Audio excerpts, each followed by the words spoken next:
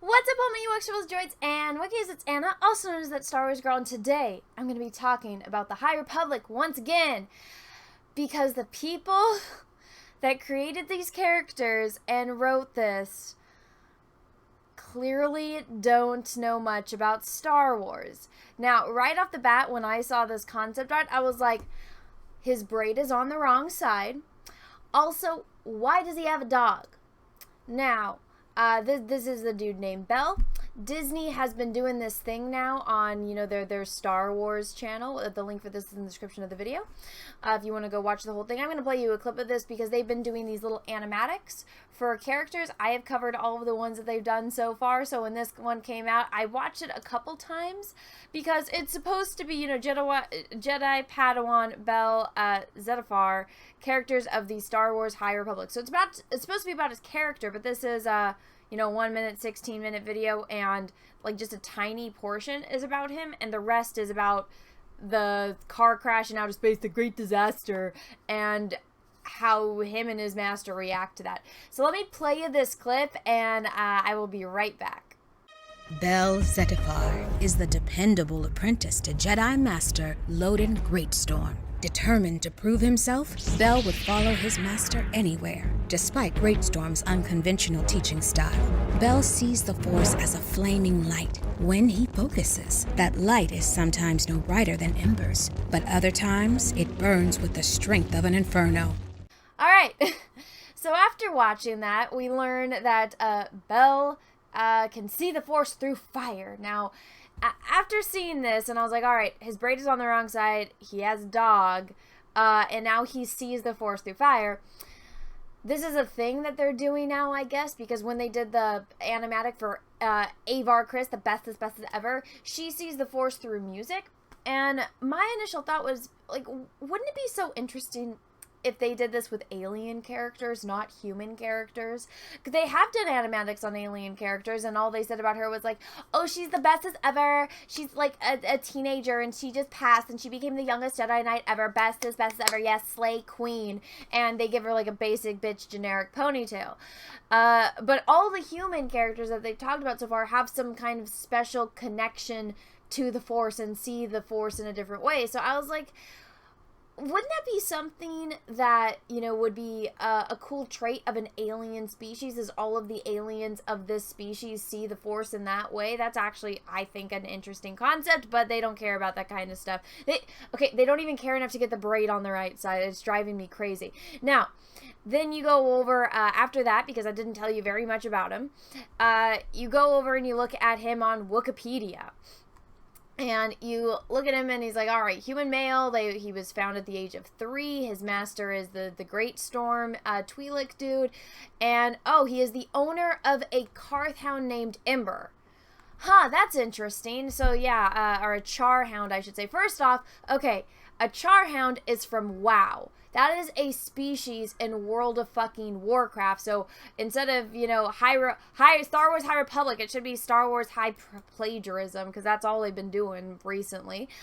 So not only is he the owner of a character that is a ripoff of World of Warcraft, also, isn't it interesting? Hey, Anakin, are Jedi allowed to have possessions? Possession is forbidden. No, okay, I didn't think so. Also, when somebody has a dog, usually you get attached to that. Anakin, are you allowed to, like, form attachments to people or animals? Attachment is forbidden. Yeah, see, I didn't think so either. That it doesn't make sense with the Jedi. You're not allowed to have attachments or possessions, and you're not allowed to, fall in love.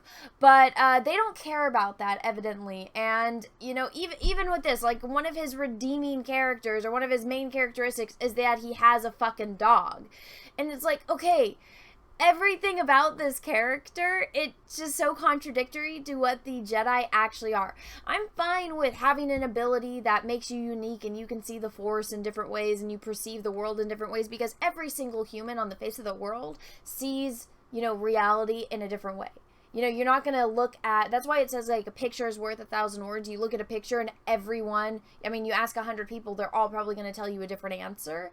And so it's one of those things that I'm just like, how could you be so out of touch with what Star Wars are and what the rules for the Jedi are? Because now you're just on the, and I was talking about this earlier on a live stream over on Midnight's Edge about how the things that they're doing, it's not characteristics of a Jedi, they're characteristics of a Sith. And I'm going to do another video later on today because in the High Republic, guess what? Now they're going to be talking about sexy time and, you know, Jedi's talking and teaching their apprentices about the birds and the bees. And I was like, isn't this for kids? Isn't what all of like those other YouTubers and other people in the media are like, you guys stop complaining, it's a movie for children, it's about space wizards for children. And it's like, okay, but then you shouldn't be, you know, there's things that, you know, one of the things that I learned when I was a kid was all of the good things that the Jedi do and how they're doing in the reason why Anakin turned to the dark side was because he broke the rules and those were exploited and used against him.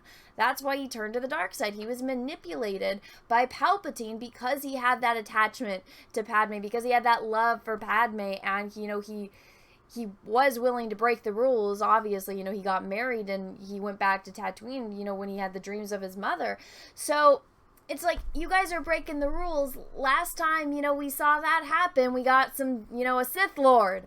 So, I mean, unless, if that's what they're gonna do, I mean, all right, but at the same time, I can't see, you know, the Jedi Masters allowing a Padawan, or, you know, a Jedi Knight even, to have a pet, which is against their rules of not, you know, no possessions, no attachments.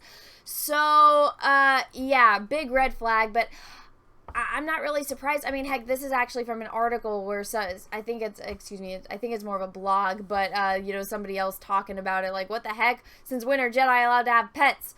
So, it's not something that, you know, just stood out to me. Other people are seeing this and being like, what the fuck, that's against the rules. And, you know, I get that a lot, you know, my own personal motto is like, oh yeah, every rule is meant to be broken, but not like this, you know, this is in the Star Wars universe. If you're going to be basically a monk of the Jedi Order, you got to follow those very strict rules or, you know, you're going to suffer the consequences. And I can't see Master Yoda, who is alive and in, you know, this High Republic era, allowing something like this to happen. It just kind of blows my mind how out of touch these creators are with these characters and how much they just don't understand the universe or, you know, the types of characters that they're writing. I mean, this is a freaking Jedi, so give me a fucking break. If you want to go down the path of, oh, we're writing the point of view from the Sith, well, guess what? The Sith haven't been around. They've been extinct for a millennia. Remember that line from not Attack of the Clones, from the Phantom Menace? Yeah. So they're not allowed to use Sith during this time unless they are, well, they're going to use the magic Sith roots, those, you know, those Sith Borg plant things. They're going to have those in there.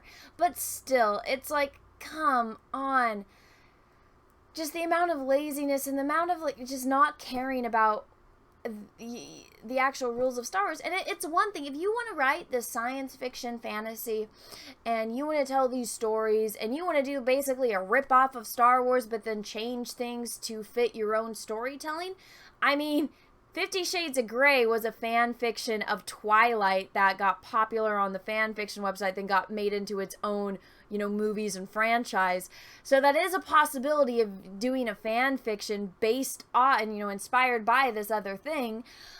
But if you're going to be writing for this thing, which is Star Wars, and you want to write for Jedi and these characters, you know, that are Jedi or following, you know, the Jedi teachings, you gotta follow the rules. I don't know why it's such a hard concept, but for the people at Lucasfilm, apparently it's the hardest concept in the world. But yeah, I just wanted to talk about this because, I mean, it's irritating, you know, you buy this IP to do all these Star Wars things, and then you don't even respect the rules and, you know, the mythology and you know, just the basic guidelines. It really isn't that hard of a concept to follow, but you know, I shouldn't say that because apparently it fucking is. Anyways, everyone, let me know what you think about this in the comments below. If you like this video, go ahead and smash the like button. If you didn't, that's okay too. Thank you so much for watching this far through, and if you haven't already, subscribe to the channel, ring the bell for notifications, and until next time, everyone, I hope you have a great day, morning, evening, afternoon, wherever you are in the world, and may the Force be with you, because we are really, really, really gonna need it. Bye, everyone. What's up, everyone? It's Anna, also known as That Star Wars Girl, and I have an Etsy store, so if you've ever wanted to own a print of my artwork, this is the place to go. As you can see, I have a lot of recognizable characters, from horror films to heroes to Star Wars characters. Some of the notable characters I have on here are Darth Vader, which I did a couple live streams painting, so you can own a print of this painting. I also have Luke Skywalker, the binary sunset version, one of my favorite scenes in the original New Hope movie. I have Darth Maul, which Ray Parks himself actually complimented me on Instagram. And then last but certainly not least, Ahsoka Tano. So if you want to own any of these prints, go right on over to my Etsy store. Again, that's the Art of Anna, That Star Wars Girl, or TSWG for short. Thank you, everyone, and have a great rest of your day. What's up, everyone? I have a P.O. box, so if you want to send me some mail, go ahead and send it to Anna, That Star Wars Girl, or TSWG for short, at P.O. Box number 28171, Santa Ana, California, 927998171. Have a great day, everyone. Thank you so much.